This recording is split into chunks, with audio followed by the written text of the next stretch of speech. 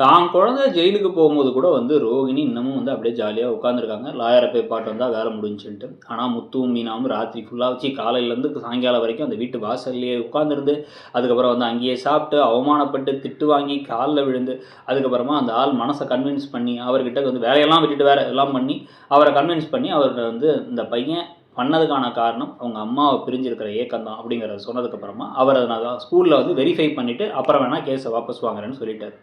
இதை வந்து சந்தோஷமாக அவங்க மகேஸ்வரிகிட்ட சொல்லும் பொழுது கூட வந்து ரோகிணி அதுக்காக சந்தோஷப்படல. இந்த குடும்பம் இவங்க 2 பேரே போய் தான் பிள்ளைக்காக வந்து ஒரு விஷயத்தை சரி பண்ணியிருக்காங்கும் போது அது ஒரு நன்றி கடன் இருக்கும்ல, அது கூட இல்லை.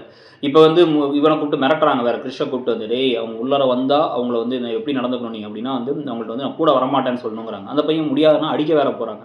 ஸோ இது இல்லாமல் வந்து பார்த்திங்க அப்படின்னா அவங்க வரும்போது ஒழிஞ்சிக்கிறாங்க, முத்து மீனா கூப்பிடுறாங்க. இதுக்கப்புறம் எப்படியோ முத்துவுடைய ஃப்ளாஷ்பேக் சீக்வன்ஸ் எதனால அவர் சிறுவர் சீர்திருத்த பள்ளினா எவ்வளோ பிரச்சனைங்கிறத சொல்ல வராருங்கிறத பார்க்க போகிறோம். அதை பற்றி உங்கள் கருத்து, ரோஹிணி நடந்துக்கிறத பற்றி உங்கள் கருத்து என்னங்கிறத சொல்லுங்கள். தேங்க்யூ.